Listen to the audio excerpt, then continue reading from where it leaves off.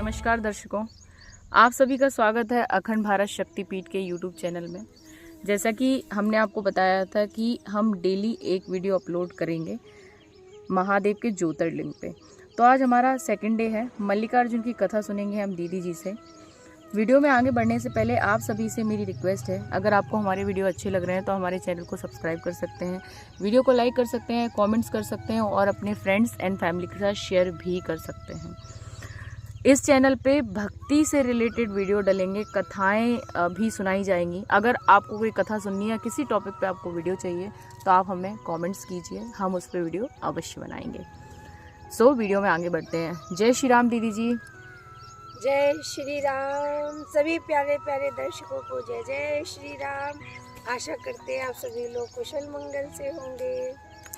दीदी जी, आज हमारा दूसरा दिन है ज्योतिर्लिंग की जो हम सीरीज बना रहे हैं। सो आज हमें आप मल्लिकार्जुन की कथा सुनाइए। जी, मल्लिकार्जुन जो ज्योतिर्लिंग है वो 12 ज्योतिर्लिंगों में दूसरा यानी कि द्वितीय ज्योतिर्लिंग गिना जाता है। जैसा कि आप जानते हो, ज्योतिर्लिंग और शिवलिंग में अंतर नहीं जानते होंगे तो मैं बताती हूँ आपको कि ज्योतिर्लिंग उन्हें संबोधित किया जाता है जो जहाँ पर महादेव ज्योति के रूप में प्रकट होकर के स्थापित हुए हैं, और शिवलिंग उनको कहते हैं जहाँ मनुष्य ने उनकी स्थापना की है। ये अंतर है ज्योतिर्लिंग और शिवलिंग में। इसीलिए भारतवर्ष में 12 यानी कि 12 ज्योतिर्लिंग गिने जाते हैं। अब मल्लिकार्जुन जो ज्योतिर्लिंग है उनकी स्थापना कैसे हुई, इस विषय पर हम लोग प्रकाश डालते हुए चलते हैं। तो कथा यूँ आती है कि कार्तिकेय महाराज और गणेश जी महाराज में एक बार झगड़ा हो गया विवाह को लेकर के। झगड़ा मतलब आपस में होता है ना, बच्चे जब आपस में घर में कुछ बातें करते हैं तो वो थोड़ा सा, तो उन्होंने कहा कि कार्तिकेय जी बोले कि मैं बड़ा हूँ, पहले मेरा विवाह होगा। गणेश जी बोले नहीं, मैं बड़ा हूँ, पहले मेरा विवाह होगा। बस बच्चों में घर में जैसे, अब महादेव का भी तो गृहस्थ बसा था तो उनके भी बच्चे, तो घर में स्वाभाविक सी बात है, जो सबके घर में छोटी मोटी बातें होती वो महादेव के भी कैलाश पर्वत पे होती थी। तो अब वहाँ पे महादेव और माता पार्वती ने उन दोनों को झगड़ते देख निर्णय लिया, अच्छा तुम लोग झगड़ा मत करो, जो पृथ्वी की पहले परिक्रमा करके आ जाएगा उसी को हम उसी का विवाह पहले करवा देंगे। तो उनको बात जच गई दोनों लोग। अब कार्तिकेय जी महाराज के पास तो था मयूर वाहन, तो उन्होंने मयूर पर बैठे और परिक्रमा शुरू कर दी पृथ्वी की। अब गणेश जी का, क्योंकि गणेश जी का वाहन जो है मूषक है, अब मूषक तो आपको पता ही है कि वो इतनी बड़ी पृथ्वी की परिक्रमा कैसे कर सकता है, और ऊपर से गणेश जी का शरीर थोड़ा हैवी वेट, तो लेकिन बुद्धिमान बहुत थे गणेश जी महाराज। तो उन्होंने दिमाग चलाया, उन्होंने कहा माता पिता से बड़ा क्या पृथ्वी परिक्रमा हो सकती है, और माता पिता की परिक्रमा करने पर पृथ्वी की परिक्रमा के समान ही फल मिलता है, तो क्यों ना माता पिता की परिक्रमा कर ली जाए, तो पृथ्वी की परिक्रमा के बराबर हो जाएगी। देखो कितना मतलब दिमाग गणेश जी के पास में। तो उन्होंने माता पिता की परिक्रमा शुरू कर दी। तो माता ने पूछा कि गणेश ये क्या कर रहे हो? बोले माँ, इस संसार में कहते पूरे संसार की परिक्रमा माता पिता की परिक्रमा कर ली जाए तो वो पूरे संसार की परिक्रमा के समान हो जाती है। अब महादेव और माता पार्वती ये बात सुन के बड़े प्रसन्न हो गए कि मेरा पुत्र मतलब देखो बेचारा हुआ नहीं गया, लेकिन जा नहीं पाया क्योंकि इतनी बड़ी परिक्रमा उनके उसके बेचारे के लिए संभव नहीं थी, लेकिन उसने असंभव को संभव कैसे किया दिमाग चला करके, ये बड़ी बात है। तो स्वाभाविक सी बात है, अपना बच्चा कोई अच्छा काम करता है तो हम लोग भी ऐसा करते हैं ना, घर में उसको बहुत आशीर्वाद देते हैं, जैसे बहुत उसकी प्रशंसा करते हैं, और माता पार्वती ने भी बहुत प्रशंसा करी। अब उसके बाद में कार्तिकेय जी महाराज आ गए और गणेश जी का विवाह पहले करवा दिया। कार्तिकेय महाराज आए, उनको पता चला तो वो बहुत गुस्सा आया, उन्होंने कहा मैं बड़ा हूँ, मेरा विवाह पहले होना चाहिए था। तो वो चले गए श्रीशैल पर्वत के पास में, और गुस्से में गए थे। तो माता पिता को लगा कि नहीं बेटा गुस्से में गया तो उसको मनाना चाहिए, तो माता पार्वती उनको मनाने के लिए गई। पर वो माने नहीं। फिर वहीं पर महादेव अपने पुत्र की प्रसन्नता के लिए प्रकट हुए। तो अब माता पार्वती और महादेव जब दोनों लोग गए तो स्वाभाविक सी बात है, फिर पुत्र को अपना गुस्सा त्यागना पड़ता है।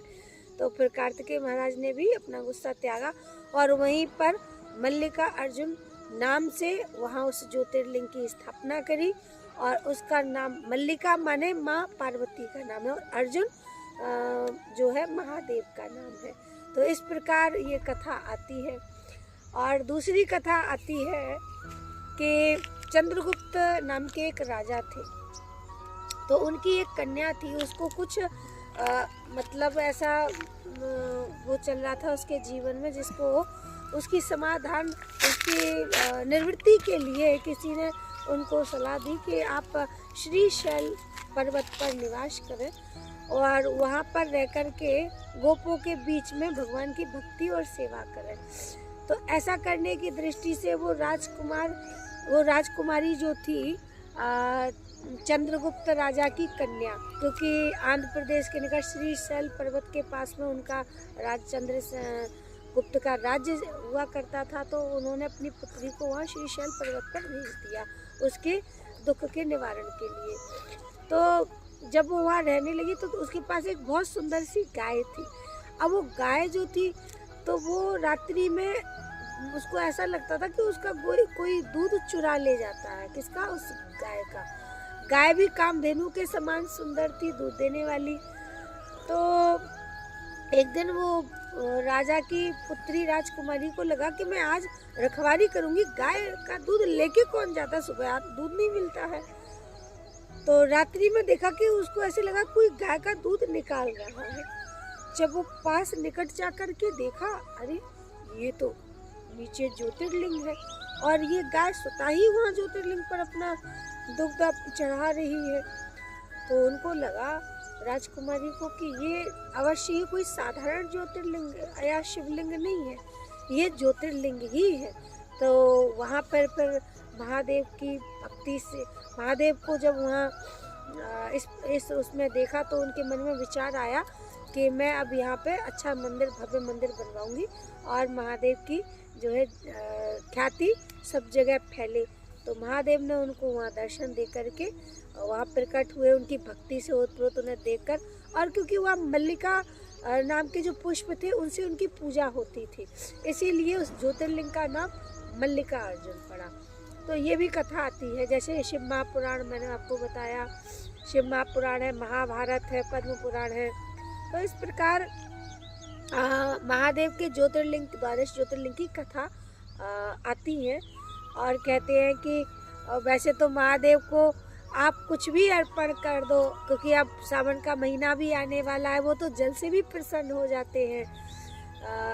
माता पार्वती ने महादेव को पाने के लिए इतना कठिन तप किया कि ये सावन का पूरा महीना लोगों के लिए, भक्तों के लिए भक्ति से प्रसिद्ध हो गया।